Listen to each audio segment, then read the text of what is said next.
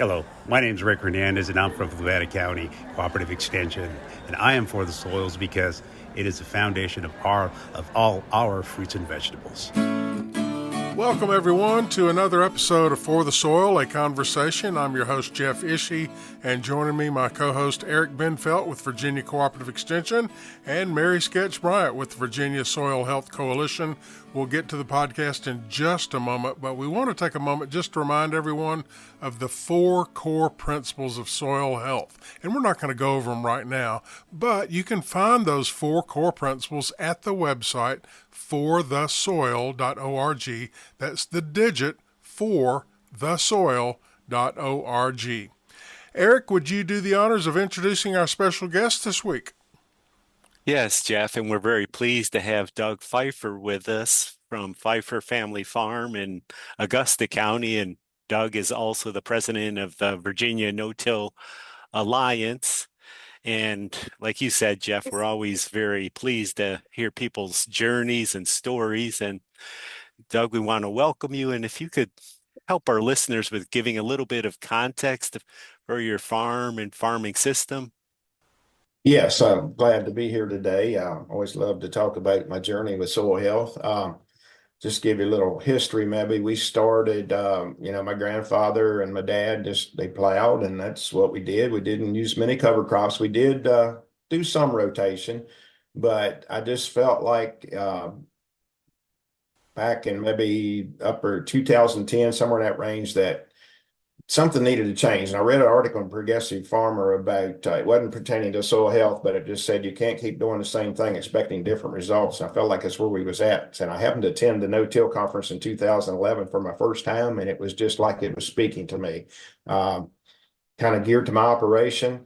I said, this is where we need to go. And it just set a fire under me that I can't learn enough. I read, I try to learn as much as I can from other folks that I've learned to know from across the state, and it's been a really good journey. So now we're into the no-till and cover cropping, and I just got so aggressive with it that I was nominated for the no-till champ in 2019, and then they asked me to be on the board, and a year or so later, I got to be president. So it's been a really good journey and met a lot of great people. So. Well, Doug, we want to talk about that organization at length in just a little bit, the Virginia No-Till Alliance. But tell us more about your farm specifics. What do you grow, and just tell about your farm and the history of your farm. Okay, a little history. Dad actually bought this farm where he's the part of it in the year before I was born, 61. And his home farm was about a mile and a half east of us, and then my grandfather's home farm was about a mile, maybe 2 miles northeast of us. So some of the other family kind of worked into that farm. So Dad branched off and bought this farm here, and then I've since added 2 other farms to the home farm on my own.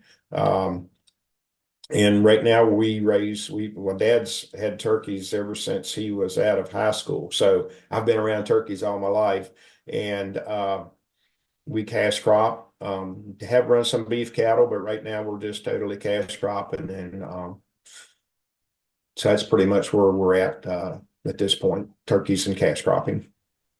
And Doug, one of the things I love about your story is I say maybe a little newer to some of these practices and approaches. And so you've seen that real transformation. So you said 2011, you went to the Virginia No-Till Alliance meeting and something clicked. What have those 15 years been like? Because it's not an overnight process. So how did you approach that change? No, it's not an overnight process. And I guess, we all are impatient people. We can Google something and we know instantly where we've gotten, I guess, spoiled in just quick results. And this is not a quick result. It's a mindset for one, and it's a journey. It's not, it takes time. Everything I read in the beginning said, 5 to 10 years before 5 to 10 years before you start seeing results. I started seeing some in 4. Kind of depends on where you start from and how aggressive you're able to be. Start seeing it. But I'm 15 years in now, and I'm still seeing progression. I heard and I don't want people to think that it takes this long and it's not achievable in a lifetime. All I'm saying is, I heard a gentleman speak some time ago, and he talked about it would take 100 to 200 years to get it back to the way it was when man first started coming to the country and cultivating. So I wish I could see what it was like then, but I've definitely seen some very impressive results. And it just takes time. But my first few years was kind of challenging because there's not many people out here at that time that I knew to go to. There was people kind of dabbed a little bit in no-till since back in the 70s, but that was pretty much, kind of it. Maybe not as much rotation and cover crops in the full circle. I call it, for this thing to really work, it's like you imagine a machine with a chain, and each link has to work to be 100% successful. You take out any one of them, the chain link is broken. So to be, anything's better than nothing. I don't want to say that it can't still happen, but if you can connect all the dots, you're going to be more aggressive and see results quicker. But, about 4 or 5 years into it, it was pretty much myself and then Doug Horn with Extension at that time.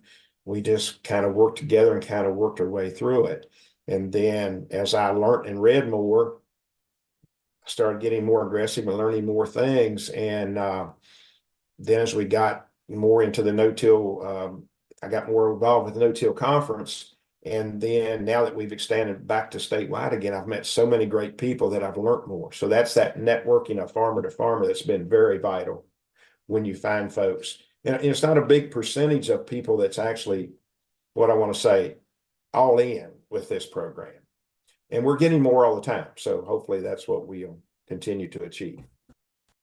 And Doug, if you could speak, what were some of those initial results that you saw back in the early 2010, 2011, and then and if I visit farms occasionally, you still see a moldboard plow. How did you make that transition to the no-till? Well, my moldboard plow went immediately to the scrapyard. So yes, no, we moved that off the farm. I did immediately. I was still into the vertical till thing, but actually I recently sold my vertical tillage. So I'm not tilling at all. The biggest change I seen right away was, I can remember growing up, when Dad would plow a field, as kids, I kind of hated that because I knew what was coming behind it was all the rock picking. So today there is no rock picking.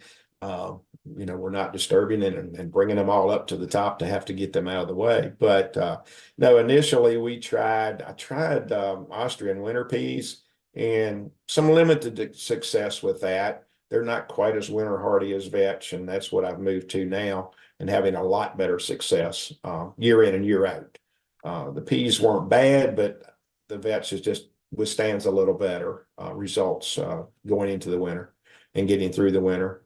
In some years it did fine. It was more, it wasn't as weather tolerant, but not bad. But that was the thing. I was kind of lost until I really learned better what crops to work in my rotation and how to work my rotations. We're talking today with Doug Fifer of Mount Solon, Virginia, which is in Augusta County, a beautiful part of the Shenandoah Valley and the Commonwealth of Virginia. If you've never been to Mount Solon, Virginia, it is absolutely a beautiful place, ideally situated for agriculture. Very little development pressure, but Mount Solon is a beautiful place. Doug is also president of the Virginia No-Till Alliance, and if you're listening to this podcast on the day that we distribute it, the No-Till Conference, the winter conference, is tomorrow, Wednesday, February the 18th. And Doug, tell us what's going on. I've heard it described as a farmer-to-farmer conference. How would you describe it? Yeah, that's a good way to put it. We try to get some well-versed speakers in. I think we have a good slate of speakers. I know we have a good slate of speakers this year, and we try to just tell our experiences as a farmer-to-farmer network. We want to meet the farmer where they're at and hey, we're another farmer. This is what we have experienced. This can help you on your farm. And I think that's the biggest thing. We just love that farmer to farmer connection. I should Yeah. mention, and Mary, I know you've got a question, but I should mention that conference will be at the Rockingham County Fairgrounds.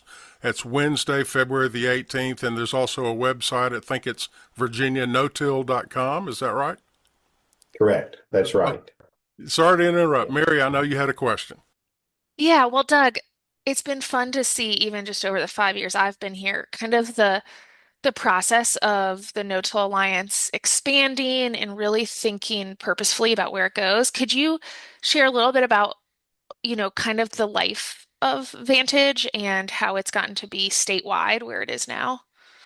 Well, originally it was set up to be statewide, and some of the other areas had a few, gatherings and meetings, and it kind of went along with extension. If there was an extension agent there that really kind of kept things moving, it worked well. And I think that's where we was fortunate here in the valley with Doug Horn's interest. His dad had done a lot when no-till kind of back in the day, kind of unique from other people. So he had that drive. So he kind of kept it going here in the valley when the rest of the state kind of fizzled out, because we are Virginia No-Till Alliance. So Chris Lawrence kind of came back to me and said, this thing was designed to be statewide. Let's try to branch back out. So we now have a slate of board that's of directors that is clean across the state. I mean, we have one in Wakefield, Virginia. There's Central Virginia, down in Rocky Mount region. So over in the Culpeper area, and then several in the valley. So we are branched back out statewide now. So like it was originally designed to be. Doug, I don't know if you could talk about sort of, you mentioned the results and soil organic matter or water holding capacity. And I know here in the Shenandoah Valley, there's been discussion about the drought and the declining water table or the fluctuations in the water table. Um, what have you seen over the past 15 years as you've transitioned to no-till? Well, I've seen a great result there. The water table has definitely changed. I think there's more and more, coming out of the ground as we have more people, in cities, because there's several dams in the mountain that kind of feed, like the city of Harrisonburg and city of Stanton. We got that factor, but then we also, and I am part of it, there's more poultry houses, so there's more water coming out of the ground. But also the weather patterns have changed. I noticed growing up as a young boy that we had thunderstorms every few days throughout all the summer, and we had a lot more snow than we've had of recent years. So that's all playing into the factor too. And just really quickly on that, we are having a speaker come that's I heard him in Pennsylvania, that's going to talk about some of these weather pattern shifts. So there will be a speaker at our conference talking about weather. But last year, we've had 2 years of drought, and this year excessively wet at part of the season. Well, I say 25. We're already into 26 here, but the two previous years was really dry, and 2 summers ago, but I had fields where I had rolled a good mat of cropping. I roll in front of my tractor that I plant with, and that field produced 100 bushels more than the state average.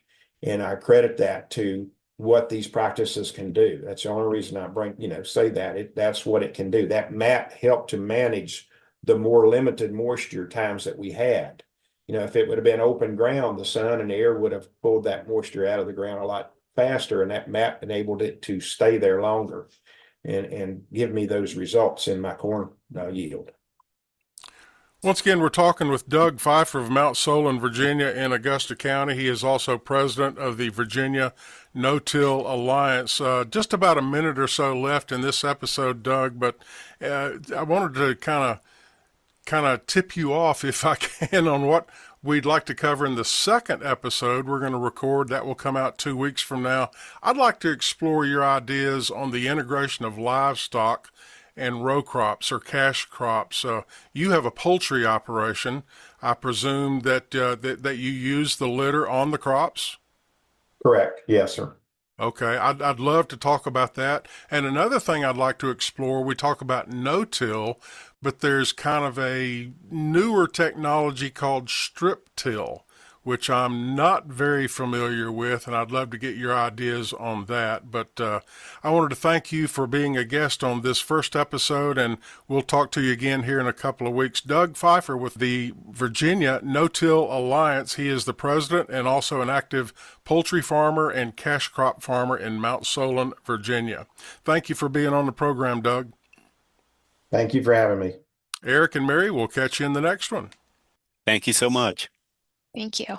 And just a quick reminder, if you are listening to this on the day of distribution, February the 17th, we would remind you that the Virginia No-Till Alliance Winter Conference is coming up tomorrow, Wednesday, February the 18th. You can register on site. It'll be at the Rockingham County Fairgrounds in Harrisonburg, Virginia.